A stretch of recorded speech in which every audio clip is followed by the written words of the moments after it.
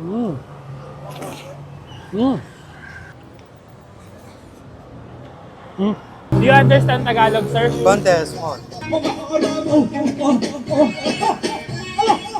Biryani chicken sobrang masarap. Biryani chicken sobrang masarap. Kain.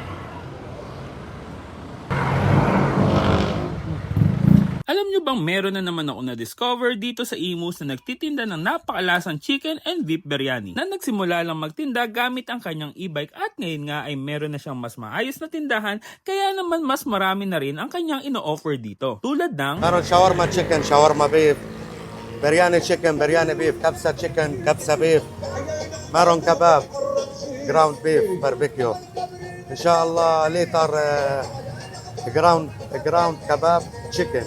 medyo naging challenge nga lang ang pag-order ko dahil nga do you understand Tagalog, sir? Konti, small. Konti lang. Oh, Kasi nahihirapan na ako mag-English, dudugo ilong ko.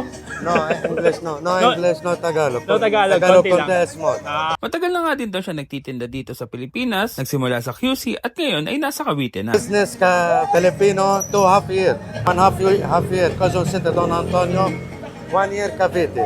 At dahil medyo hirap na rin ako makipagkwentuhan, ay umorder na nga lang ako. Order ako isang kabsa and one kebab biryani. 1 kebab, 1 kapsa. Yes. Okay, my friend. Thank you. Welcome, my friend.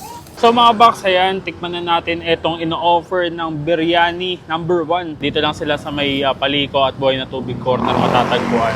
So in-order ko nga yung dalawa. Yung isa yung kebab at ito naman yung chicken. Nilagyan niya ng additional, may chicken, may beef. Loaded na rin yung serving nila. Ito pala, hindi pala siya biryani, to correct. Ang ino-offer nila dito is kabsa. Ayan, yung in-order ko. Pero meron din naman silang nung biryani talaga. So, kabsa chicken for only 200 pesos. Ayan, no? Tapos, syempre may onion and gulay-gulay na yan. Sulit na rin to for 200 pesos. Kaya naman, tikman na natin. Bakbakan na natin to. Let's go. Mm. Mm.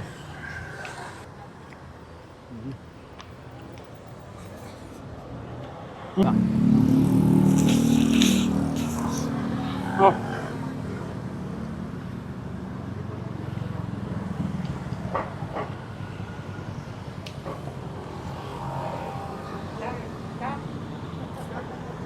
Ganda ng pagkakaluto niya sa chicken.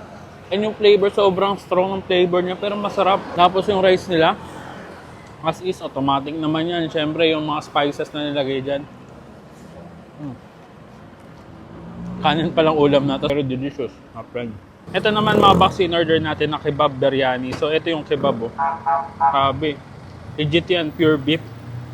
Tapos, halos matabunan na nga. Tapos, dinagdagan din to ni Bossing ng beef and chicken. Ano, man natin to. Kain. Mmm. Mmm. Sabi, panalo to. Sarap nito.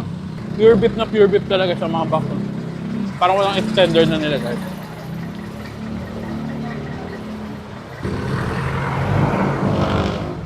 Sobrang sulit na at sobrang dami talagang laman. Pag inubos mo ito, paniguradong busog na busog ka. Good for to na yung yung tarayakan dito ni Bossing Panalods. Kung naghahanap kayo ng authentic na kabsa o biryani, ayan, try nyo na at i-visit nyo na itong biryani number 1. Galing pa tong QC for 1 year and a half, tapos lumipat na dito ng 1 year. Panalods, ang sarap. Bossing mo na to. Kita-kits sa susunod ko na dayuhin kung saan may masarap, mura at kakaibang kainan. And don't forget to eat, ride and ride.